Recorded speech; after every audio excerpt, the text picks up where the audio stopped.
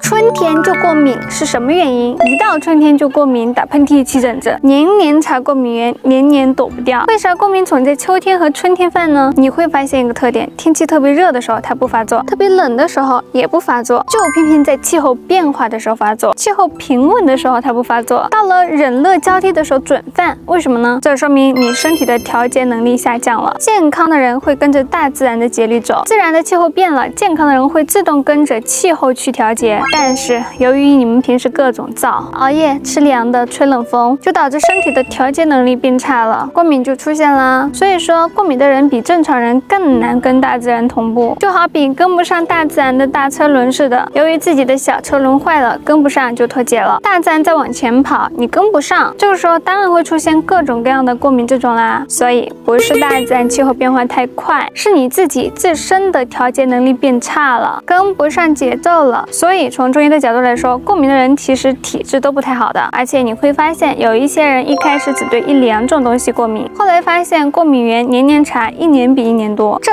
又是为什么呢？说明你免疫力下降了，免疫力越下降，过敏源就越多。从中医来看，这就是正气亏损的典型表现。所以一换季节过敏是你身体的调节能力变差的信号。如果你既过敏又有过敏源不断的在增加，那就是你的调节能力和免疫力双重下降的信号。这个时候要想想自己究竟是哪些行为不断的去耗损自身的健康，而不是不停的吃抗过敏的药。所以解决问题的核心从来都不是躲着过敏源跑，而是把自己的身体调理好，变大变强。少熬夜，少喝酒，戒寒凉，多晒太阳，适度运动，改变生活习惯，这样可以让身体的调节力和免疫力跟上自然的节奏。就算春秋季节气候多变，就算身边有过敏源，身体也能从容应对，过敏自然会不攻自破。如果自身过敏比较严重，说明免疫力低，可以吃我们家用道地野生药材家传承了300多年古方做的强脾肾小丸子，调节你的免疫力哦。